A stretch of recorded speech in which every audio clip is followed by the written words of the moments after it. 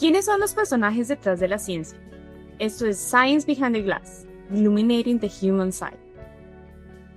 En este podcast mostramos el lado humano de los laboratorios y la ciencia.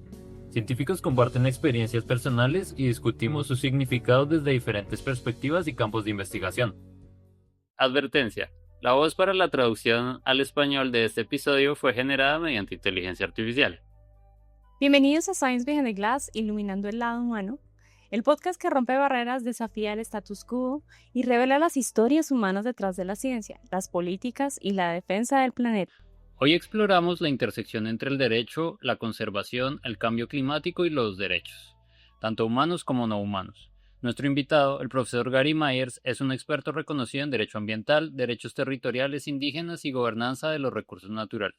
Actualmente está radicado en la Universidad James Cook, con una carrera que abarca Estados Unidos y Australia. Ha contribuido a moldear marcos legales que enfrentan algunos de los desafíos ambientales más urgentes de hoy. Graduado como doctor en jurisprudencia por la Universidad de Wisconsin-Madison, el profesor Myers ha liderado investigaciones jurídicas pioneras, incluyendo la dirección del Centro de Derecho en Minería, Energía y Recursos Naturales, en Australia.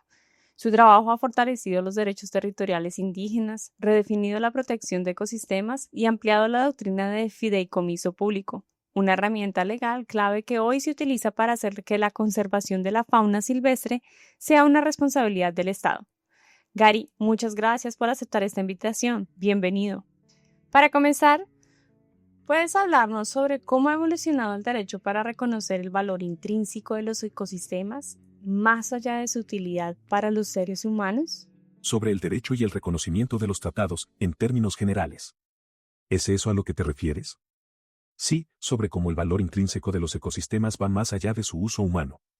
Lo interesante de los tratados y del derecho internacional en general es que es muy distinto a los sistemas legales internos con los que convivimos, porque todo en el derecho internacional depende del consentimiento, a diferencia de los sistemas legales nacionales. En los sistemas domésticos hay un parlamento o congreso, lo que sea, que aprueba leyes. No te preguntan si quieres o no estar sujeto a esa ley. Simplemente la aprueban y estás obligado a cumplirla. Y lo mismo ocurre cuando se hace cumplir la ley. Si, por ejemplo, excedes el límite de velocidad y te detienen, te ponen una multa y se espera que vayas a la corte. No puedes decir, estoy ocupado hoy, no voy a ir. Pero en el derecho internacional, como les digo a mis estudiantes, la palabra mágica es consentimiento, consentimiento, consentimiento. Cada tratado que un país firma es un acto de consentimiento para estar vinculado a esa ley. Y si surge un problema y se considera que no estás cumpliendo con el tratado, nuevamente, no hay una fuerza policial internacional que te detenga y diga, aquí tienes tu multa, preséntate en la corte. Incluso si te llevan a una corte como la Corte Internacional de Justicia, hay un tercer nivel de consentimiento. Cuando te unes a las Naciones Unidas, estás aceptando efectivamente acatar las reglas de la Corte Internacional de Justicia. Pero si no te presentas para defender tu caso, no pasa nada. No te pueden obligar a presentarte y argumentar. Por otro lado, puedes, por ejemplo, está el caso de Nicaragua contra Estados Unidos. Estados Unidos minó las aguas nicaragüenses y simplemente dijo, lo siento, hoy no vamos a ir. Y aún así, la Corte falló, Estados Unidos, tienes que retirar esas minas de las aguas de Nicaragua, ¿y qué dijo Estados Unidos? Tal vez sí, tal vez no. Así que, de nuevo, es consentimiento, consentimiento, consentimiento. Tienes que presentarte y se espera que respetes las reglas. Y eso es un sistema legal muy diferente al que nosotros tres estamos acostumbrados, donde las leyes se cumplen sí o sí. Entonces es como una especie de tratado, pero al mismo tiempo es como, bueno, si quiero lo cumplo, si no, pues no. Exactamente. El tratado existe. Por ejemplo, ahora mismo tenemos la guerra en Ucrania. La invasión rusa.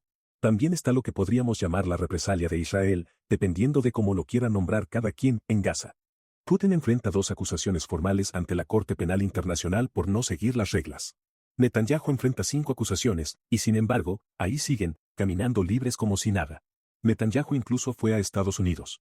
Si Estados Unidos fuera miembro de la Corte Penal Internacional, estaría obligado a arrestarlo y entregarlo a la jurisdicción de la Corte. Pero Estados Unidos no es parte de ese tratado. Y lo mismo ocurre con Putin.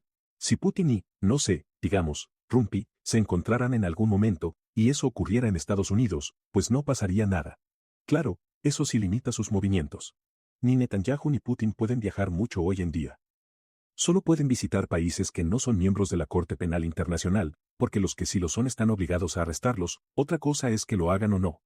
De nuevo, es una cuestión de si sigues las reglas.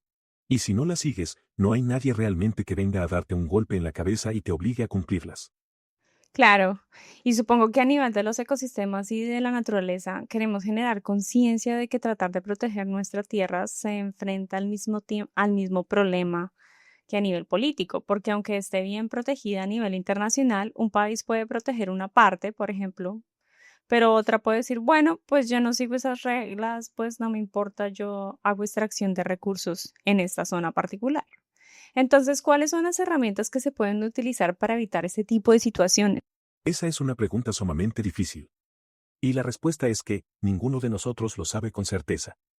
La respuesta estándar cuando, por ejemplo, estás enseñando una clase introductoria de Derecho Internacional o de Derechos Humanos. La mayoría de los países siguen la mayoría de las reglas internacionales la mayor parte del tiempo porque quieren ser vistos como buenos ciudadanos internacionales. Es muy raro, por ejemplo, que el Consejo de Seguridad de la ONU envíe una fuerza de paz a otro país, porque para eso se necesita básicamente un acuerdo unánime dentro del Consejo. Y eso ocurre muy raramente. Pero si miras a tu alrededor, si tienes un familiar en otro país y quieres subirte a un avión para visitarlo, puedes hacerlo. Y al llegar, te revisan el pasaporte, te lo sellan y te dan la bienvenida. Si quieres comprar un producto en Amazon desde Estados Unidos o Reino Unido, puedes hacerlo y pagarlo con una tarjeta emitida en Australia. Si quieres hacer una llamada a alguien en Kazajistán, también puedes. Y nada de eso sería posible si el derecho internacional no funcionara, porque todas esas acciones dependen de la cooperación internacional. Así que, en general, los países siguen las reglas. Pero más allá de eso, se puede hacer muy poco. Existen las sanciones económicas, claro. Actualmente hay sanciones muy duras contra Rusia, pero no parece que estén teniendo un gran efecto. También hay sanciones contra Israel, y nuevamente, no parecen hacer mucha diferencia. Así que, a veces, la respuesta es, no lo sabemos. Sí, Gary, eso que mencionas de hecho es bastante aterrador, porque creo que si las personas no pueden confiar en que existen mecanismos que hagan cumplir este tipo de acuerdos o tratados, entonces la gente deja de creer en estas instituciones. Y justamente creo que es lo que se está sintiendo hoy en día. Vemos cómo gobernantes de Rusia o de Israel incluso tienen órdenes de arresto contra sus líderes, pero nadie hace nada al respecto. Están viajando de aquí para allá. Quizás no van a ciertos países, pero básicamente ellos deciden qué tratados quieren respetar y cuáles no. Y en este sentido, la confianza de los ciudadanos del mundo se está debilitando bastante en este escenario. Absolutamente. Es muy complicado. Estamos tan conectados económicamente que es muy difícil salir de esa red y decir, no queremos tu trigo. No queremos tu carne. No queremos esto ni aquello. Necesitas cumplir las reglas. Y esas sanciones, como dije antes, las sanciones económicas contra Rusia en este momento son muy serias, pero ellos han encontrado cómo esquivarlas. ¿Sabes de quién compran armas? De China. ¿Quién los está ayudando en la guerra de Ucrania? Corea del Norte. ¿Quién más les está suministrando armas? Curiosamente, Israel. ¿Y quién le está dando armas a Israel? Estados Unidos. Así que es todo tan complejo, tan enredado. Estamos tan entrelazados, que es muy difícil separarse y aplicar sanciones que realmente obliguen a un país a ceder. Y entonces, habiendo dicho esto, ¿qué es lo que ha generado esos grandes cambios en las leyes? Porque mencionaste antes que hubo un acuerdo mutuo reciente entre países, ¿cierto? Pero ¿qué es lo que impulsa esos cambios reales? Es que un país empieza a intimidar a los demás y entonces dicen, no, tenemos que ponernos de acuerdo en esto porque no puede seguir pasando. ¿Cuál es el empuje que permite generar un cambio? Creo que la respuesta estándar es esta: las Naciones Unidas en sí están profundamente defectuosas. Muy seriamente. Hay 192 miembros, y cada uno tiene un voto igual en la Asamblea General. Pero las decisiones que toma la Asamblea General no son vinculantes. Son lo que se llama derecho blando o soft law. Es decir, son recomendaciones, mensajes claros de lo que la mayoría de los países del mundo cree que debería estar pasando, pero no tienen fuerza legal obligatoria. Luego está el Consejo de Seguridad, que tiene 15 miembros, de los cuales 5 son permanentes: Estados Unidos, Reino Unido, Francia, Rusia y China. Y cualquiera de ellos puede vetar cualquier medida. Ese es probablemente el mayor defecto del sistema. Fue diseñado así justo después de la Segunda Guerra Mundial, por las potencias aliadas que ganaron la guerra, y se reservaron ese derecho de veto. Durante la Guerra Fría, por ejemplo, Tenías a Rusia de un lado y a Estados Unidos del otro, o a Rusia y China de un lado, y era prácticamente imposible lograr una votación unánime. Hoy en día hay más fuerzas de paz que nunca antes en la historia. Pero la mayoría están ubicadas en África, por ejemplo, y África no tiene un miembro permanente. No puede vetar nada. Durante el punto más tenso de la Guerra Fría, solo hubo una operación de paz aprobada, la Guerra de Corea. Y eso fue porque la delegación rusa se fue de la sala en señal de protesta. Ese no es un sistema sostenible. Así que ese defecto, el derecho a veto de los miembros permanentes, si se corrigiera, probablemente resolvería muchos problemas. Pero no va a pasar. Lo siento. No va a pasar. Sí, además si tratamos de traducir todo esto al contexto ambiental, vemos lo mismo. Recientemente en Colombia tuvimos la COP16 de biodiversidad y el gobierno dijo que fue un gran éxito porque se realizó la reunión allí, vinieron líderes de todo el mundo, trataron de encontrar soluciones, pero al final no se lograron avances significativos en la protección de la biodiversidad. Y esto pasa en varios escenarios internacionales. Creo que en parte es por estos fallos que mencionabas. Entonces, ¿existen otras maneras de avanzar en leyes que protejan el medio ambiente o los derechos humanos sin tener que depender de estos escenarios internacionales que quizás no están funcionando de la forma más eficaz? Mira, en temas ambientales, en particular, sí ha habido algunos grandes éxitos. El Tratado del Protocolo de Montreal sobre la capa de ozono fue un logro importantísimo. Pero ocurrió porque DuPont descubrió una alternativa a los clorofluorocarbonos. Y, bueno, la política y la economía simplemente dejaron de ser un obstáculo. Se podía hacer. Ya no era necesario liberar CFCs a la atmósfera. Así que esa convención funciona. Y, en realidad, incluso los acuerdos sobre cambio climático no están tan mal. Muchos países están cumpliendo sus obligaciones bajo la Convención de Cambio Climático, el Protocolo de Kioto y el Acuerdo de París. Muchos países están haciendo esfuerzos. Australia lo está intentando, y se está acercando bastante. Estados Unidos iba bien, pero luego, ya sabes, cambia la administración y la nueva administración se retira del acuerdo por segunda vez. Bueno, lo hizo en 2018. La misma persona. Biden se reincorporó en febrero de 2021 y ahora la versión 2 de Rumpi acaba de salirse otra vez del Acuerdo de París. Así que la política tiene un potencial enorme como limitante para la aplicación del derecho ambiental internacional. La economía, también. Pero desde 1975, todos los tratados internacionales ambientales han incluido una cláusula para brindar asistencia financiera y técnica a los países en desarrollo. Y por eso, en parte, han funcionado. Y luego entra la ciencia, ¿sabes? Todos estuvieron de acuerdo en que había un problema con la capa de ozono. Pero con el cambio climático, aparecen negacionistas por todas partes diciendo que no existe o que no es causado por los humanos. Es muy difícil. Y entonces tienes convenciones, como mencionaste, la de biodiversidad. Esa convención solo tiene una obligación verdaderamente obligatoria. Si vas a hacer algo en el país A que puede afectar al país vecino B, estás obligado a hacer una evaluación de impacto ambiental y notificar al país B sobre lo que vas a hacer. Pero el país B no tiene opción. Puedes hacerlo o no hacerlo. Quizá puedan negociar algo, pero no hay obligación legal de mitigar esos impactos. Así que la Convención de Biodiversidad es útil, está ahí, pero como digo, tiene muy pocas obligaciones realmente vinculantes. Y hablando de derechos legales sobre la biodiversidad, ¿por qué no nos enfocamos, por ejemplo, en los animales? Aquí en Australia los animales son considerados propiedad, pero no tienen derechos legales. Y para tener derechos legales también debe haber obligaciones legales, ¿verdad? Pero, por ejemplo, un niño sí tiene derechos legales. Las implicaciones son diferentes. ¿Cómo funciona esto? ¿Cómo puede un animal o, digamos, un ecosistema tener derechos legales?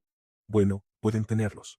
De hecho, justo el año pasado tuve un estudiante que hizo su tesis de honores en este tema, relacionada con pueblos indígenas que otorgan nombres y derechos legales a ríos, montañas, etc.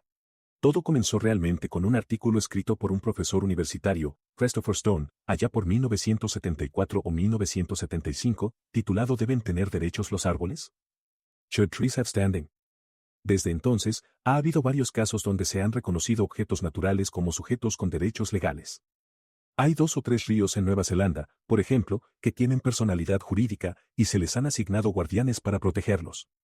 Hay un caso viejo en Estados Unidos, creo que de los años 80, llamado Palila vs. Hawái. La palila es un ave en peligro de extinción que vivía en Hawái. Los guardianes de esa especie fueron a la corte para protegerla de una tala de árboles promovida por las autoridades.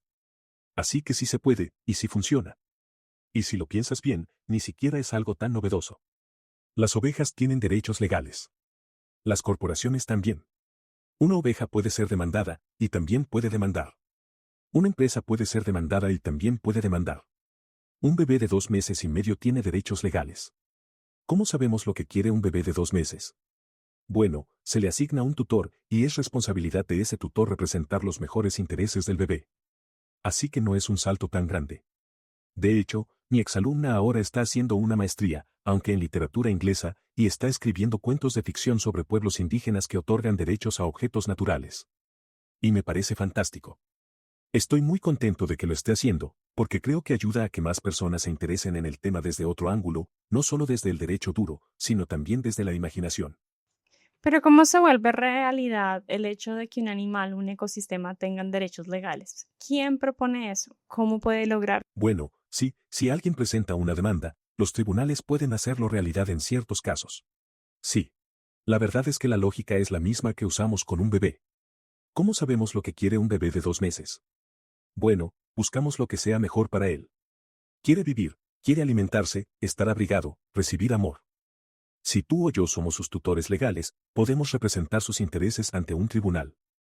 Ahora piensa en un río, por ejemplo. ¿Qué quiere un río? Quiere fluir. Eso es lo que hace un río.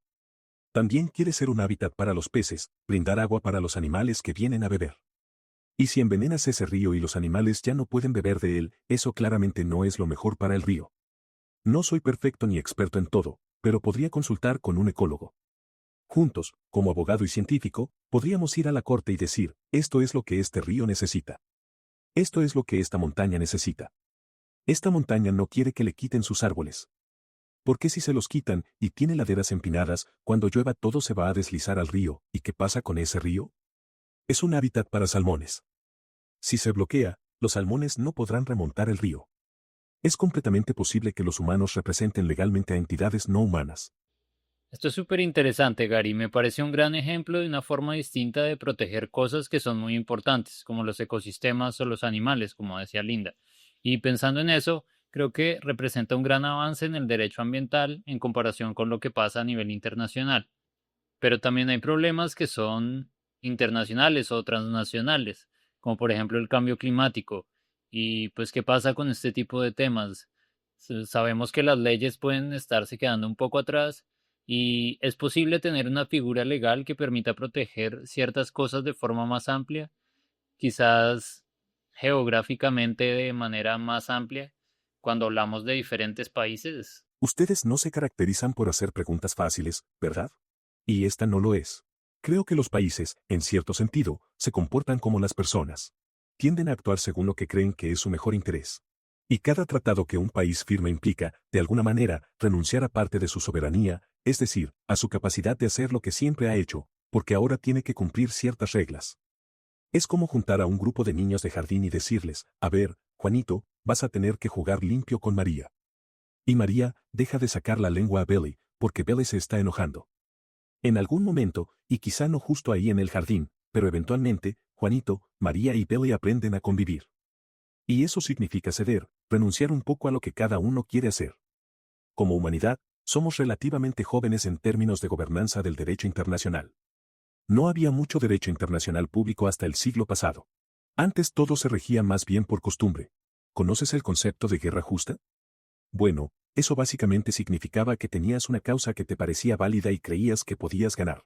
Eso no es derecho internacional.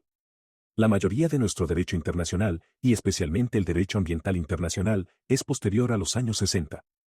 Tuvimos la Convención de Ballenas allá por los años 30 o 40 y uno que otro principio consuetudinario. Como el caso del Trail Smelter en los años 30, donde Estados Unidos demandó a Canadá por una fundición que contaminaba bosques del noroeste del Pacífico.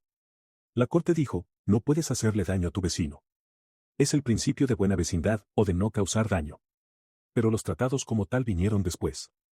El CITES, Convenio sobre el Comercio Internacional de Especies Amenazadas, se firmó en 1973, la Convención del Ozono en 1975 o 76.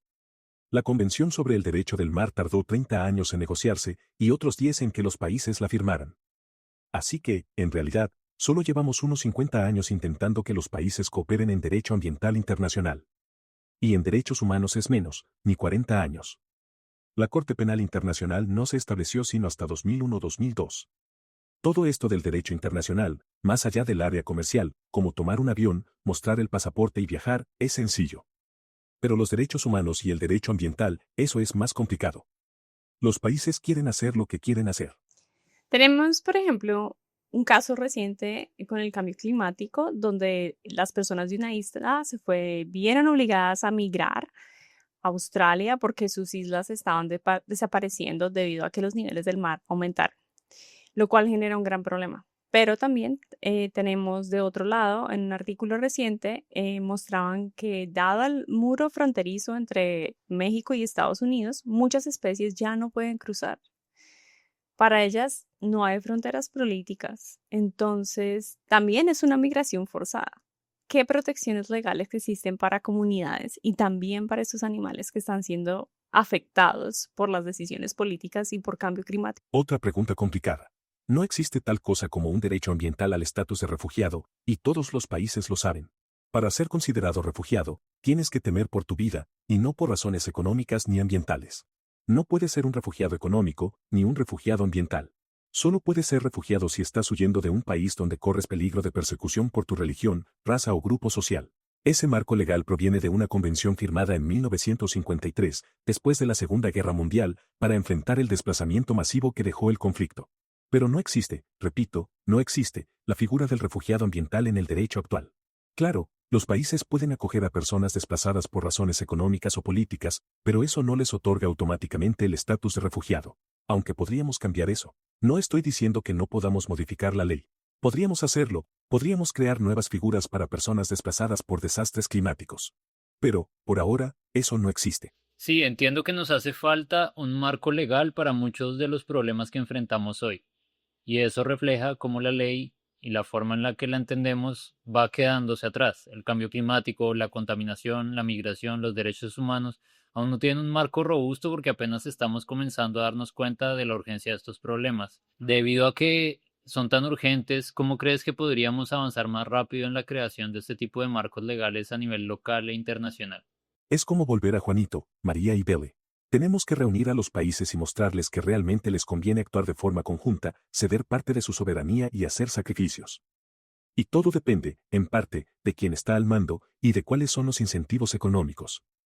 ¿Existen incentivos para que los países cooperen, o más bien para que actúen de forma egoísta y protejan sus propios intereses?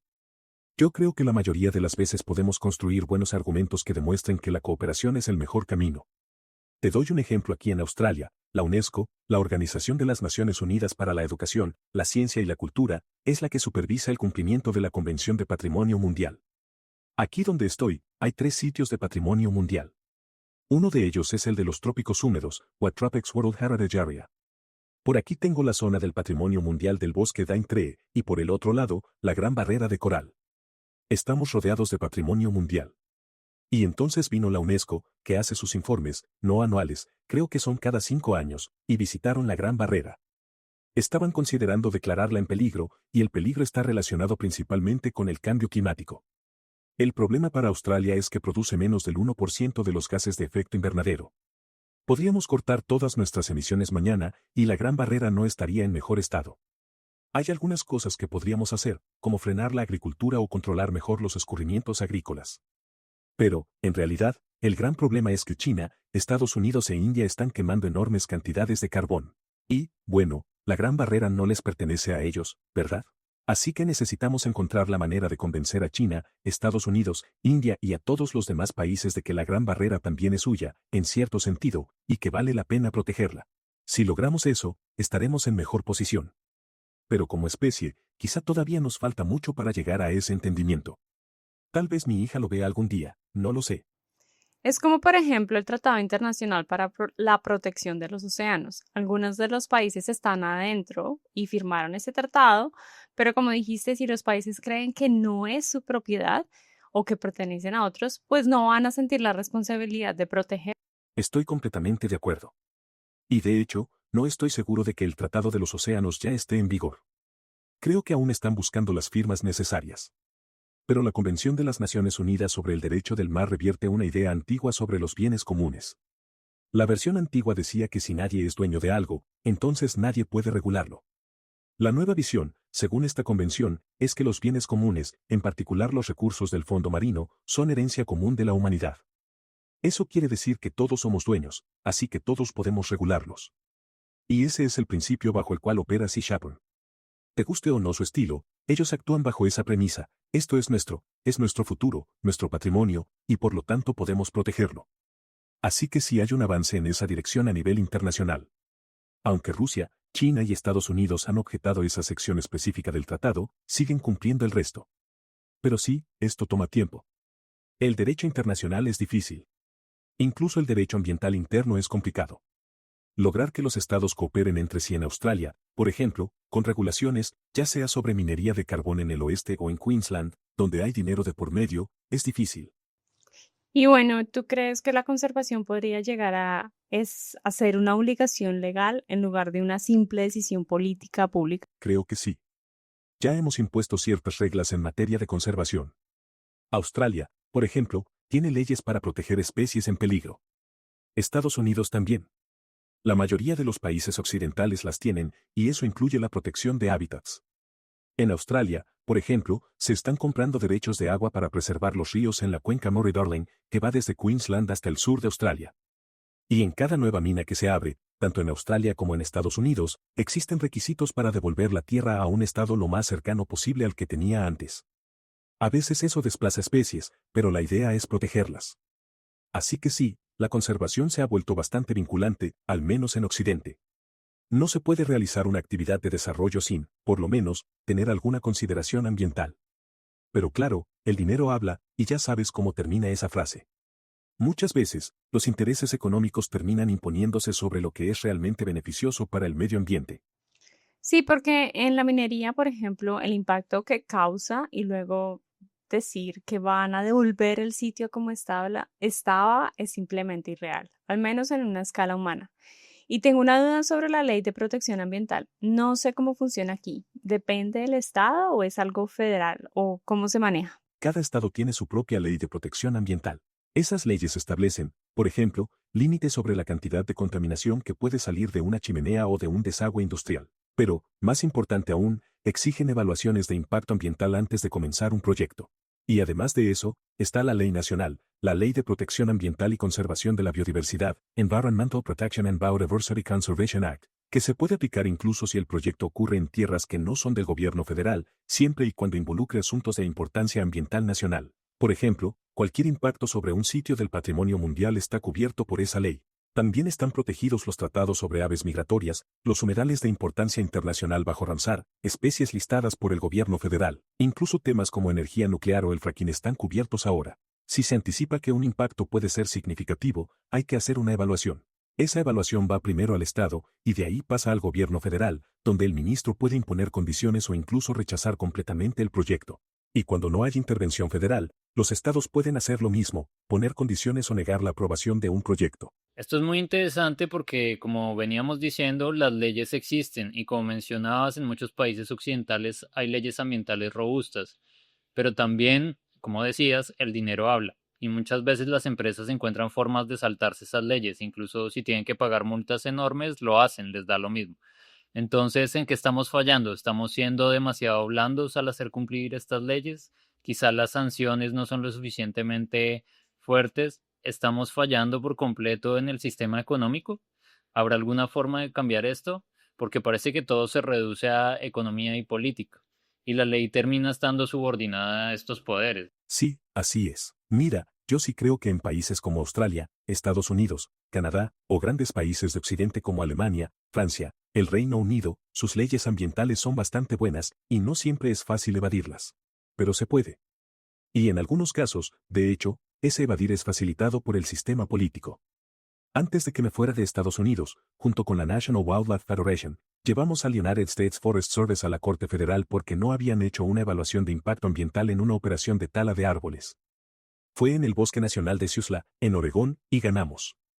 Ellos apelaron. Fuimos a la Corte de Apelaciones del Noveno Circuito, y volvimos a ganar. ¿Y qué pasó después? Bueno, un representante de Oregón, durante las audiencias del presupuesto, introdujo una enmienda que decía que, para los efectos de la Ley Nacional de Política Ambiental, el Bosque Nacional de Siuslac ya no necesitaba hacer más evaluaciones de impacto. Eso se llama budget rider, una cláusula adjunta al presupuesto. Y como todo el mundo quiere aprobar el presupuesto, pasó. Así que perdimos. No perdimos en la Corte, pero perdimos en el Congreso. Y eso pasa. Es otro ejemplo de cómo el dinero manda. Lo vuelvo a decir, el dinero manda. Aún estamos aprendiendo, todavía estamos creciendo en todo esto. Mi gran esperanza es que logremos crecer lo suficiente antes de perder un planeta que pueda sostenernos, a nosotros y a muchas otras especies. Si ves Europa Occidental, el 90% de sus especies naturales ya desaparecieron. En Estados Unidos y Australia estamos un poco mejor, pero mucho del mundo natural ya se ha ido.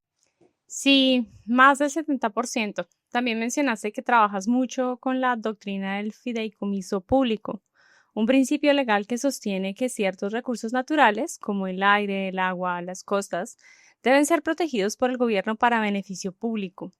¿Cómo ha ampliado tu trabajo esta doctrina más allá de ese enfoque tradicional, convirtiéndola en una obligación legal para proteger ecosistemas complejos, biodiversidad e incluso especies específicas? Es interesante. Fuera de los países de common law, como el Reino Unido, Canadá, Nueva Zelanda, Estados Unidos, no sé si existe algo que se llame literalmente doctrina del fideicomiso público. Pero sí es algo que existe y funciona con bastante fuerza en esos países. Funciona bien en temas relacionados con el agua, navegación, pesca, protección de fauna y hábitats acuáticos. En Estados Unidos está bastante consolidado. En Australia estamos avanzando. Aquí la llamo una doctrina sumergida, necesita salir a flote, hacerse más anfibia, por así decirlo. Pero existe. Hay un ensayo clásico de Garrett Hardin que se llama La tragedia de los comunes. Y esa tragedia consiste en esto: imagina que hay un campo abierto donde todos pueden pastorear sus ovejas. Tú puedes, yo puedo, todos podemos. ¿Hay algún incentivo para que reduzcamos el número de ovejas y así conservar el pasto para el año siguiente? No. El incentivo es llevar a tus ovejas lo más rápido posible y aprovechar todo el pasto antes que los demás. Eso es la tragedia: cuando todos buscan su propio beneficio, el recurso común se agota. Y lo que necesitamos es cambiar esa lógica, que los bienes comunes no son de nadie, a entender que los bienes comunes son de todos. Y si son de todos, todos debemos protegerlos. Eso requiere educación. Y tiempo. Esta idea de espíritu común creo que se veía más claramente hacia finales de los 90 o comienzo de este siglo. Los países del norte global, como Estados Unidos y varios países de la Unión Europea, tenían políticas de apoyo, de protección a la biodiversidad, a pueblos indígenas, por ejemplo. Pero ahora el clima político está cambiando y muchos de estos países están volviendo a políticas proteccionistas. Lo hemos visto en el gobierno más reciente de Estados Unidos y en otros países. ¿Tú crees que aún hay espacio para desarrollar ese sentido de comunidad en las políticas globales? Porque parece que es esencial para avanzar en estos temas, ¿no? Sí, sí lo creo, pero llevará más tiempo. Quizá mucho más. Recuerdo que a principios de los años 90 escribí un artículo sobre este tema. Argumentaba que la selva amazónica produce entre el 50 y 60% del oxígeno que respiramos. Aquí, en Estados Unidos, en donde estés tú. Entonces, necesitamos tratar a la Amazonía como un bien común. Pero, ¿cómo hacerlo si Brasil y otros países quieren talar sus bosques? La única forma es decirles: miren, el resto del mundo respira ese aire. Necesitamos ese aire. Les pagaremos por no talar esos árboles, para conservar este recurso que nos beneficia a todos. Pero de nuevo, eso implica renunciar a un poco de soberanía. Implica reconocer que actuar en beneficio de todos es mejor que actuar egoístamente. Tal vez lleguemos a eso. Quiero pensar que sí. Pero es difícil. Hablar de derecho ambiental, derecho internacional o derechos humanos no tiene respuestas fáciles. Para mí es fácil, yo sé lo que haría si estuviera a cargo, pero no lo estoy. Y está bien. Lo que nos queda es esperar que el resto del país y del mundo logre dar ese cambio. Que logremos trabajar juntos y actuar con inteligencia, en comunidad. Muchísimas gracias, Gary, por tu tiempo. Me encantó, de verdad, muchas gracias por explicar las cosas de manera tan sencilla y bueno, por expresar todo esto. Gracias. Bueno, la verdad es que fue divertido. Muchas gracias por la invitación. Al cierre de esta conversación, algo queda claro: el derecho no es estático, es un marco vivo, en constante evolución, que refleja y también moldea nuestros valores.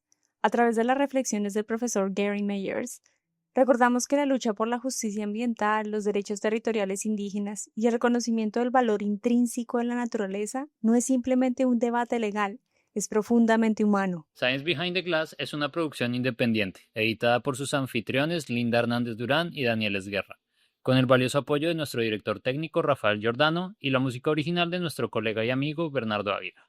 Manténganse en contacto con nosotros en Instagram, X, Facebook y LinkedIn. Visiten nuestra página web para recibir actualizaciones y descubrir más historias. No olviden suscribirse y compartir este podcast con sus amigos, sus colegas, para amplificar esas voces esenciales. Si nuestro podcast los inspira, los invitamos a hacer una contribución vía PayPal. Solo tienen que hacer clic en el botón Apóyanos en nuestra página web. Ese apoyo es vital para que este proyecto siga creciendo. Si esa conversación despertó algo de interés, sigan haciendo preguntas, desafíen los límites y recuerden, la ley puede ser una barrera, pero también puede ser un puente. Sigamos construyendo. Hasta la próxima.